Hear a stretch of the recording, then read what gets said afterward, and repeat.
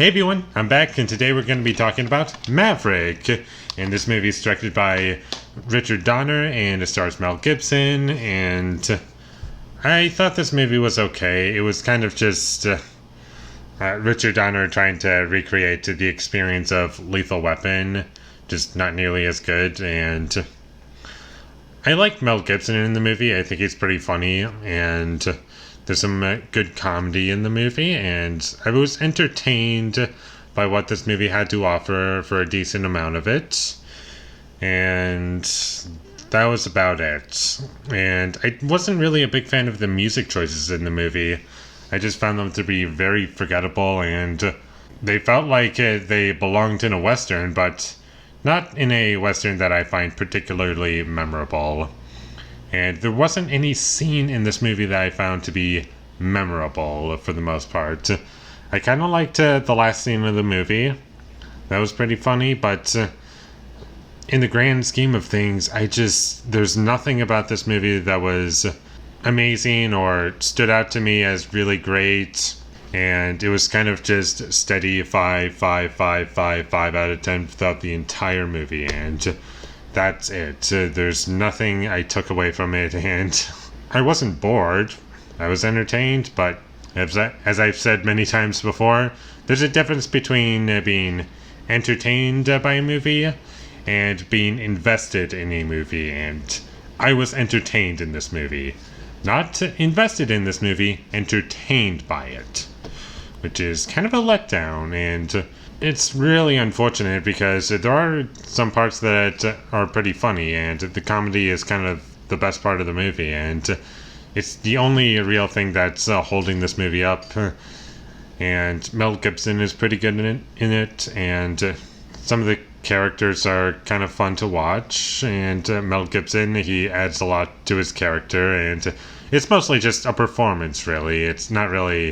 It doesn't really have much to do with how the character's written. It's just Mel Gibson is funny in the role, and that's pretty much why they got him, is because they wanted him to play his character from Lethal Weapon again, and he does that, and this is what we get. Overall, there isn't really much to say about this movie, and that's kind of one of the worst things about reviewing a movie that's just okay.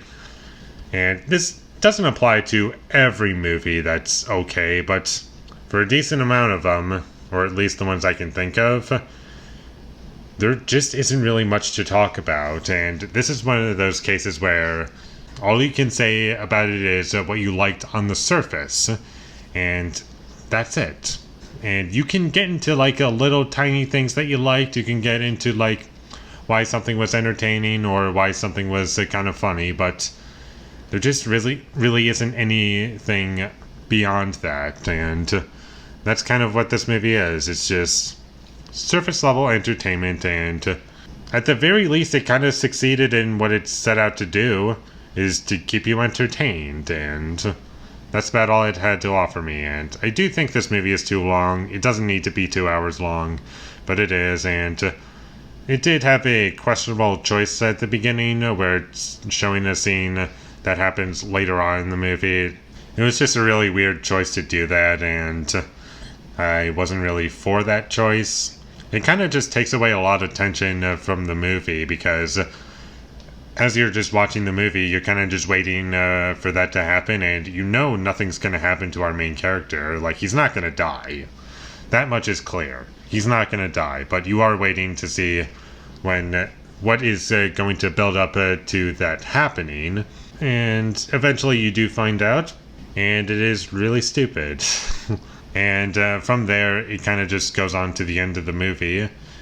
And for the record, I thought it was going to be like the last scene of the movie, but to my surprise, when that scene happened, once we actually got to it, when it came back to it, I still had like 40 minutes left of the movie, which surprised me.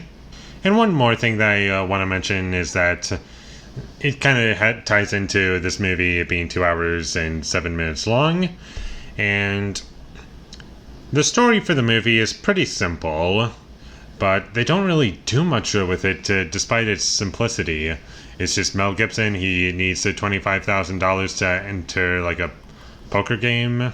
He's just traveling around to see if he can get that $25,000, and like people owe him money, but they don't have the money to pay him, and some people are preventing him from getting to what he wants to do.